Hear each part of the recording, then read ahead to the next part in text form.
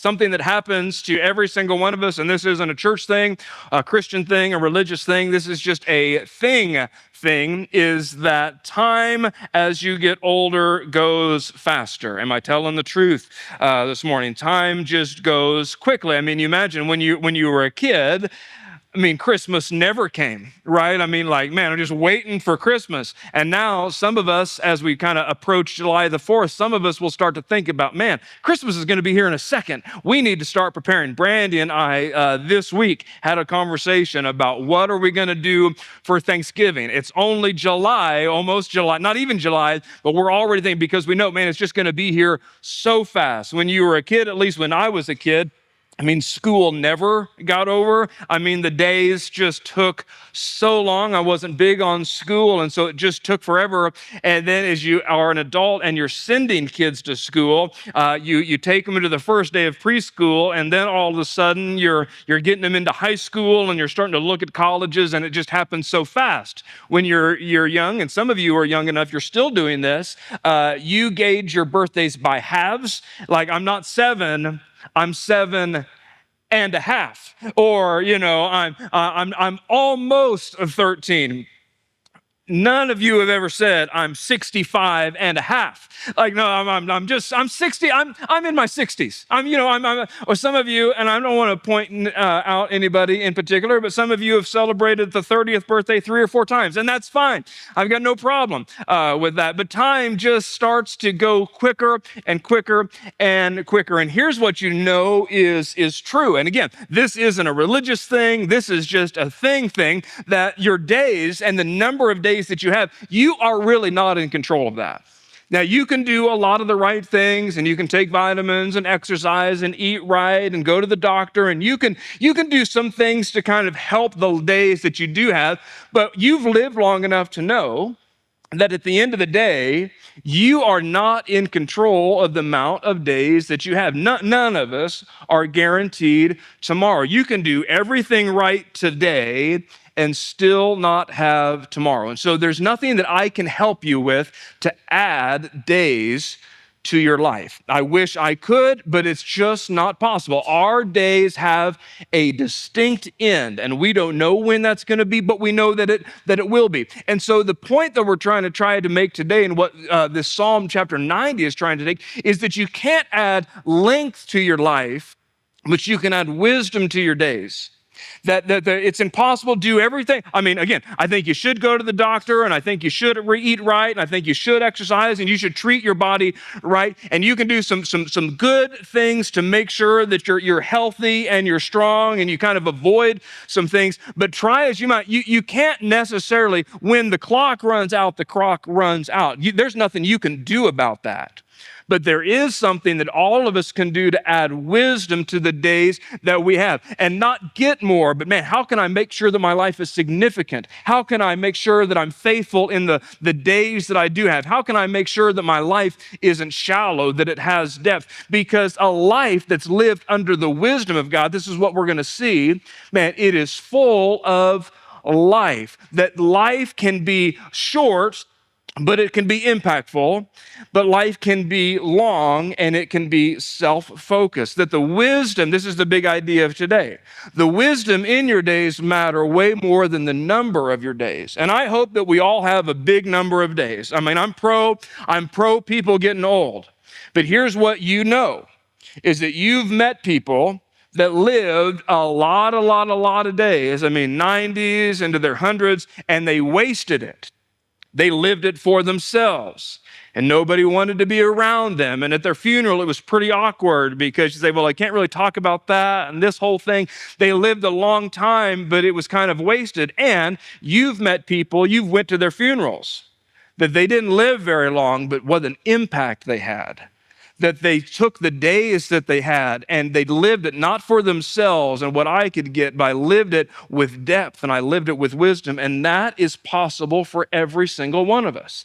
That you can't add length, but you can add wisdom. And Psalms chapter 90 shows us how to do that. I think we're planning on being in Psalms 90 both this week and next week. I'm not going to get to all of it today, but just a little bit of background so that you know kind of where we're at. Psalms 90 is the only psalm that we're aware of that was written by Moses. Now, when we say Moses, we're saying like, let my people go, Charleston Heston Moses, okay? So you have to remember the kind of things that Moses had. Now, let me just give you a quick synopsis of Moses' life. If you're new to Bible study, if you're not familiar with it, Moses was born into slavery in Egypt. But the Pharaoh had said every male boy, because the Israelites were getting such a big number of population, the Pharaoh said, hey, every male boy you need to kill as soon as they're born. But Moses' mother hid Moses, and she put him into the river, and then the Pharaoh's daughter found him and took him in. And so he's raised in the palace, and then he sees these two Israelites kind of fighting. He ends up killing somebody. He runs for his life to a place called Midian. He's a sheep herder in a place called Midian. And then there's the burning bush. Do you remember the burning bush maybe from Sunday school? That God says, I want you to go back to Egypt. I want you to say to Pharaoh, let my people go. So he goes back, and there's all the plagues and all the craziness that we kind of read about. You can read it for yourself in the book of Exodus. And then he goes into the wilderness with the Israelites. The Red Sea is parted so they could walk in between. He's given the 10 commandments. He's seen extraordinary things. And so he's at the end of his life, and they're wandering around the wilderness. He can see the promised land, but because of some things that he had done, he was not going to be able to enter into the promised land. And so at the end of this life, who's seen way more than we'll ever see, who's experienced God in ways that we'll never be able to experience, who has known extraordinary joy and extraordinary sorrow, and everything in between, Moses writes for us Psalm chapter 90. And in the first 12 verses, he gives us three things that we're going to need to know if we're going to add wisdom to the length of days that we have. Here's the three of them, and then we'll take them one by one. Is that God is bigger than we can imagine, our lives are shorter than we realize, and God is holier than we think. So if you're going to start to live your life with wisdom, you've got to start with remembering God is bigger than we think that he is, our lives are shorter than we realize, and God is holier than we have maybe thought. And then when we can get that into our brains, Moses gives us, in light of these three truths, here's a prayer that you can pray. So here's the first one. If you got your Bible, Psalms chapter 90, we're starting in verse number 1. But Moses is going to tell us, and he's going to kind of try to give all these kind of pictures of how big God is. And he's going to help us to recognize God is bigger than we can imagine. And he says this in verse number 1, Lord, you have been and here's the word that you should circle, you have been our refuge in every generation. And so Moses is saying, my grandparents and their grandparents and their grandparents before them, as far back as possibly I can think, that God has been a home. And this is so fascinating for Moses to write, because Moses is a guy who knows what it's like to live most of his life homeless, living in a wilderness and traveling from here and there, and his mother had to give him up. And he says, I haven't had a home for most of my life physically, but I've always had a refuge. I've always had a place that I can run because of God. Lord, you have been not just my refuge, but from every generation, you have been our refuge. And so here's great news for you, just a little encouragement as you move into your week, that the people of God, which you are, I've always had a home, even when they did not have a permanent place to live. Now, you probably have a house. You have a place that you're going to go to later, but this also helps us to remember that when we feel unsettled and when we feel like the ground beneath us is shaking, that we have a refuge that we can run to, that whenever your life feels uncertain, and I feel not homeless in the physical sense, but homeless kind of mentally or spiritually or emotionally, I just feel like everything kind of around me is unstable, Moses reminds us there is a refuge that you have. And so if your plans feel uncertain, if this season of your life feels a little bit unstable, Psalms chapter 90, verse 1, you just need to put it on your mirror, put it in your car. Lord, you're my refuge.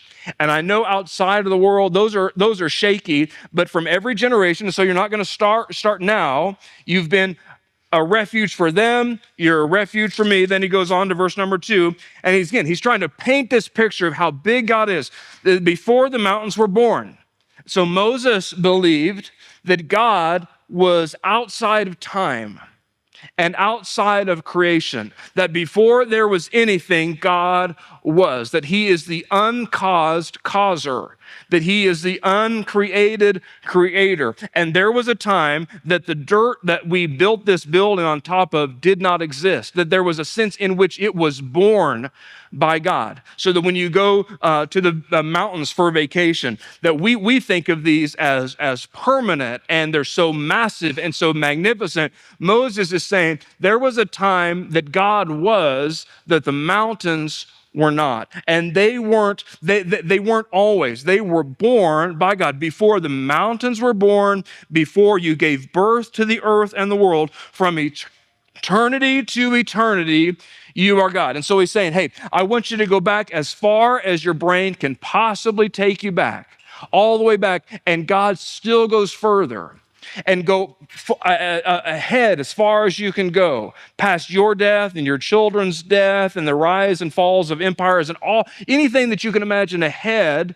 And God is still going to be there from eternity to eternity. He is, that he has no starting line and he has no finish line, that he never began and he's never going to end. And again, just a little bit of encouragement for you, not really the main part of the message, but just a little bit of encouragement as you're reading your Bible. Hey, good news that if God is eternal, Keith, do we have that? Then the things that you're panicked by, he's not panicked by. And that's good news for some of us.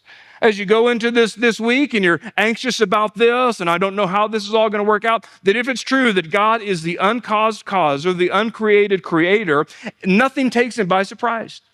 And he's not shocked by the things that shock us. He's not overwhelmed by the things that overwhelm us, that he is steady, that he's not running out of time. He's not running out of strength. He's not running out of ability. From eternity to eternity, he's been God. And for me, and I want this to be true for you as well, that takes a lot of pressure off of me. Because if he's God, that means I don't have to be God. And if he's in control, that means I don't have to be in control. And if he's got it covered, that means I don't have to have it covered. And so Moses is trying to help you realize you need to add wisdom to your life. And the first step in adding wisdom to your life is God is not the same size as you. God is not, he cannot fit in your mind. That we are finite and we honor God and we esteem God, but he is way bigger than we could ever possibly fathom. And then on the other side, it's the exact opposite. Our lives are shorter than we realize. So everything that's true about God is false about us. That he has no starting line, we have a starting line. That he has no ending point, we absolutely have an ending point. That he never runs out of strength, we absolutely run out of strength. There'll never be a time when he is not. There will be a time where we will be not. And so everything that's true about God is false about us. And until we recognize how big God is, it's hard for us to see how small we are. Because we live in 2026 and we think the world revolves around us. And if I don't show up and if I don't get it done, if I don't accomplish, then everything's just going to spin out of control. But we're pretty small. We're just this little blip on the radar from eternity to eternity. He has been God. There will be a day when our life will be over. And again, I hope it's a long time from now. Not interested in doing any of your funerals. I want it to be a long time, but there is a time. And they're shorter than we realize. This is what it says, verses 3-6. And this is, if you just imagine Gandalf and like the Lord of the Rings, we're in this little line. You return mankind to dust, saying, return. Just think about Gandalf. Return, descendants of Adam. So Moses believes that there was no humans, and then God created Adam from the dust. And we're going to return to that dust. He's trying to paint a picture for us. For in your sight, 1,000 years are like yesterday that passes by, like a few hours in the night. You end their lives. They sleep. They are like grass that grows in the morning, and in the morning it sprouts and grows. and by evening it withers and dries up. We're getting ready this week, right, to celebrate America's 250th birthday. And we think that's a pretty big deal. Like, wow, 250. Think of all the things that have happened in 250 years. That's amazing. Moses is saying that it's amazing in 250 years, and I mean, blow up the fireworks and, please don't blow off your fingers and all those things. That's pretty amazing until you recognize that for God, 1,000 years are just like a day. Here in a little bit, you're going to see that he's going to say, the best of our lives, they're 70 or 80 years. And so I just did a little bit of math. I asked the internet to do a little bit of math for me. I didn't write it down because I don't do math. But so I did. So if we live 80 years, and if a day to God is like 1,000 years, that means that in God's perspective, an 80-year-old life is 2 hours. It's not very long. It's just hearing God. And then he says, well, not only is it just like a day, it's actually shorter than that. It's like a few hours in the night. It's like 4 hours, a watch of the night, some translations, it's 4 hours. And so if you shrink it down even further, an 80-year-old life in the span of God thinking that 1,000 years is like 4 hours, that means that an 80-year-old life from God's perspective is like 15 minutes. So I thought, well, that's kind of interesting. So I did the math. I'm currently 44 years old. And so that means that I am, if that math holds true, that I am on minute 7, second 15 of an 80-year-old life. It goes so fast. And we think of history as just, man, I've got all the time, and so I can waste this day, and I don't really need to pay attention to that. But wisdom invites us to remember God is bigger than we can imagine, and our life is briefer than we think. And that's not for us to be morbid. It's not for us to walk around in fear. It's recognizing that in contemplating the brevity of life, that's going to impact what do I do with my life? That if I recognize that my life is brief, that prepares me to live my days that I do have wisely. And maybe I will live to be 110. Maybe I will live to be 50. We don't know. But whatever day that I do have, I want to fill them with not just a me-focused life. I want to fill it with wisdom. And when I know there is an end in sight, it impacts what I do today. Any of you ladies that have been married, you know this, because at the moment that he proposed, there began to be a countdown clock go in your mind, because there was a time that you would not be engaged anymore. And so you had to do all the preparation and make all the phone calls and order all the things. You had to spend your days wisely because you knew eventually there is no more time to be preparing. What Moses is trying to get us to recognize is there is a time coming quickly, that there is no more time, that there is a finish line. And so when I recognize that my time is limited, I limit how I spend my time. That I don't want to spend my time as if I just have an unending supply of it. I want to be wise. When I recognize that I have something that's limited, I'm more careful. You ever been running out of money when you've got a few days left before a paycheck? Isn't it true that you started to be a little bit more careful? You say, well, we can't go out to eat. Well, we need to siphon we need to not both of us drive a long distance. We got to maintain this gas because we don't have any more money, and so I have to be careful. What Moses is trying to get us to recognize, and our culture pushes us the exact opposite. Culture says, hey, just live for the day. Live for the moment, that just this is what you have, and so you need to fill it up with as much fun and as with many opportunities you have. And Moses is saying you need to fill your life up with wisdom because it is limited. It is the brevity of life that gives it the urgency. And that gives us, I need to be careful that I don't just spend my days just swiping through TikTok. I need to be careful that I just don't spend my days living that as if I just have an unlimited supply of them. Now, if that was all that Moses said, that would be a really interesting, probably kind of helpful time management seminar. That if God is big, our life is short, the end, then the message is, hey, really, really kind of watch your calendar and prioritize the right things and focus on things that matter. That's all. And those things are true and those things are good. But that's not what Moses' point is.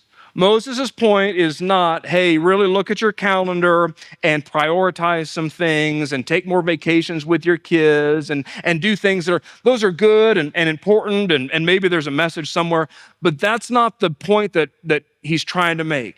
He's trying to say, hey, God is bigger than we think that he is.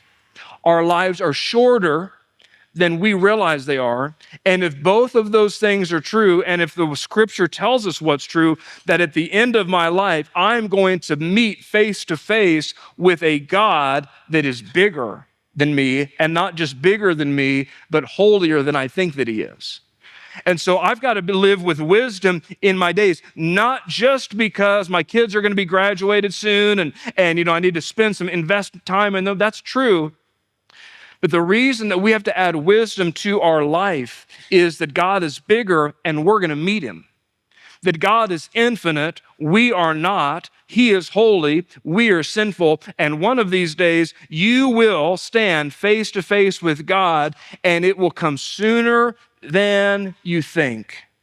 And we don't have any preparation, and we don't know what day it's going to come, but I know that it is. And if I know that it's coming, that impacts. What do I do with today? So he says it in this way in verse number 7. We are consumed by your anger. Now again, that we want to soften that down. And God is loving and he's so generous, and that is completely true. But the reason that God is so loving is because he's just and because he's holy. That you can't have the justice of God without the holiness of God, and that is what accelerates his love. But God is angry at sin. He's angry at a life that is lived apart from him. We are consumed by the God who is bigger than we think, his anger. We're terrified by your wrath. You have set our iniquities, this is verse 8, you have set our iniquities before you, our secret sins in the light of your presence. All of our days ebb away under your wrath. We end our years like a sigh. And so what Moses is saying is, hey, the things that we don't think anybody else sees, the things that you've got hidden, the things that are kind of tucked away in the closet and you don't think anybody knows and nobody's going to find out. It's probably not that big of a deal and everybody's doing it and it's just this little thing. God knows and God sees and God's not impressed and God doesn't think it's cute and God is bigger than we think. And so just in the same sense that we can't fathom how big God is, we also cannot possibly imagine how holy God is. He is completely aware, and in his awareness, he is completely holy. And the reason that many of us, and there's several reasons, but the reason that many of us don't live wisely is because we don't take sin seriously. We think, well, I've got time. Oh, it's probably not that big of a deal. Oh, everybody, it's 2026. This is just the way. And again, Moses, he's not trying to write a book and a letter on here's how to take advantage of productivity hacks and here's how to squeeze more into your day. His prayer is not, hey, life is short, so chase your dreams. His message is not, hey, life is short, so suck all the life out of it you can. His message is life is short. God is holy, sin is serious, and you need wisdom to know, what do I do with that? If that's true, what do I live how do I live in light of that? Now, maybe that's not true. Maybe we just live 80 years, and we're dead and we're gone, and it's just, we're just gone. Maybe there's no God that we meet. That's possible. It's possible.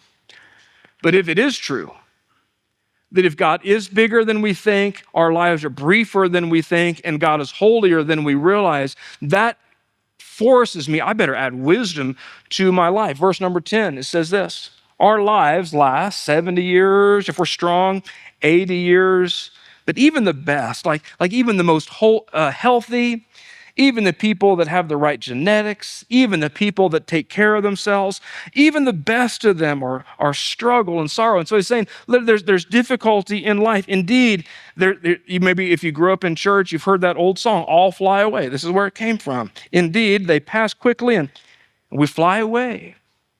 We close our eyes on this life and we open our eyes in eternity, and we're met face to face with not our bank account number and not my church attendance number, but a holy, righteous God who had no beginning, who has no end, and my life is before him. And so Moses says, hey, you need to live wisely. And then he writes this in verse number 11, and it's hard for us. It's written in Hebrew. This is a hard verse for us to translate into English. So let me read it, and then let me tell you what he's saying. Verse number 11, who understands the power of your anger? Your wrath matches the fear that is due you. And again, that's a difficult thing to translate into English. But Moses is saying, in light of how big God is, and in light of how small your life is, and in light of the holiness of God, that if we could see God as he is, we would give him the reverence that he's due. That's what Moses is saying. That if all of the things that he has written so far are true, and if we could, in our finite minds, catch just a small glimpse of that, that would immediately change the way that I live. It would immediately impact what I do and what I don't do. It would immediately impact every area of my life. If I could see the vastness of God in light of the smallness of me, and if I could see the holiness of God, it would deeply impact what kind of life am I living. And again, I'm not trying to earn something.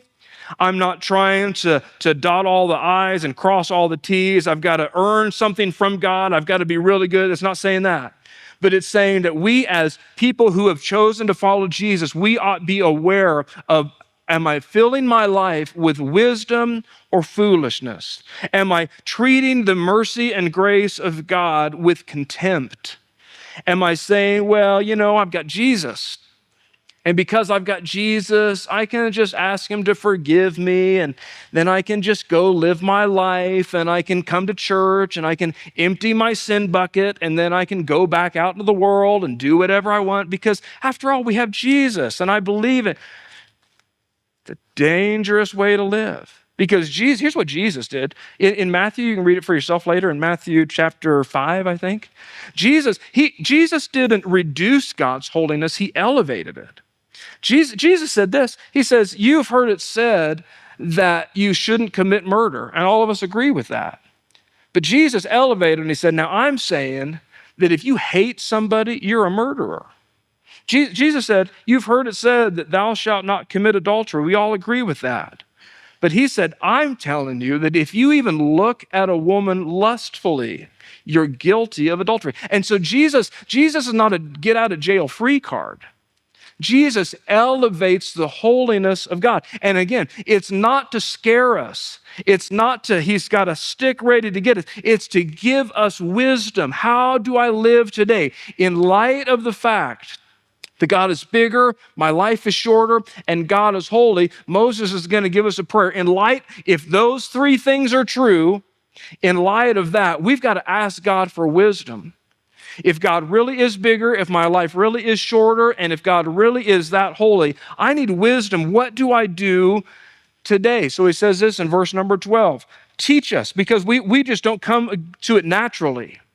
It's not something that I accidentally fall into. I have to be taught, because culture is going to push you the exact opposite direction. Teach us to number our days carefully. Now, here's what he doesn't say. He doesn't say, give us more days.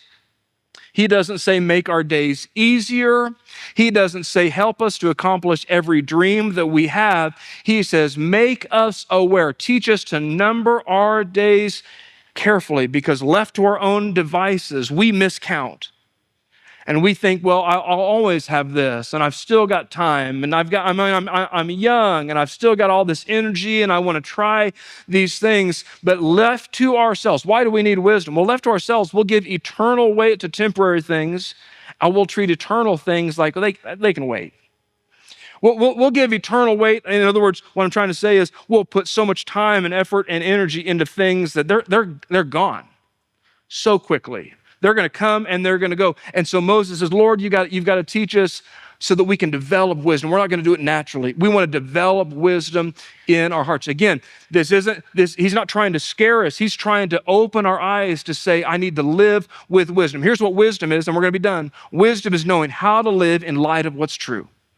How do I live in light of what's true? In light of that my life is short, what do I do today? And then here's where I'm going to end, and then we're going to finish this off next week. Here's a question that I want you to wrestle with this week. If eternity is real, then what I do with Christ matters more than anything else.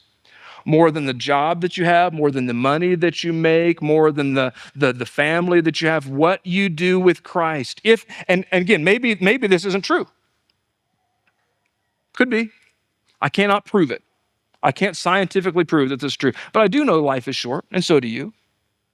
But if it is true, then what you do with Christ matters more than anything else. Because unlike us, Jesus, the timeless one, entered time. The one who had no beginning and has no end, he entered into humanity and did not waste his days, but lived them righteously, lived them with wisdom, and he became sin for us so that we could be the righteousness of God. But you need to come to the refuge. And so this week, and then next week, we're going to make it practical. But this week, here's my invitation to you. You got to do something with Jesus. And my encouragement to you, I want you to run to the refuge. What did he say in verse number 1? You have been our refuge in every generation. Can I ask you, and then we're going to pray, is Jesus your refuge? Is Jesus your refuge?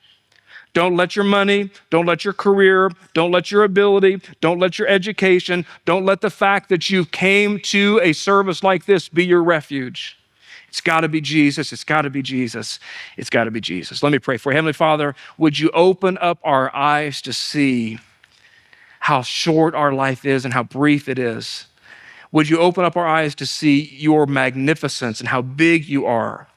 Would you open us? Would you give just a little glimpse of your holiness? Some of us, we have to be honest, some of us have played pretty fast and loose with sin. And some of us have taken advantage of, it doesn't seem like God cares in this moment. And so we've just lived our life. But Lord, would you give us wisdom? Help us to number our days. Would you give us insight? And what do I fill my days with? The culture points us to so many things, and it pushes us to fill our life with so many things that are going to be gone so quickly. Lord, would you help us to live with wisdom in this moment, because you are big, we are small, and you're holy. Give us wisdom in light of that. In Jesus' name we pray. Amen.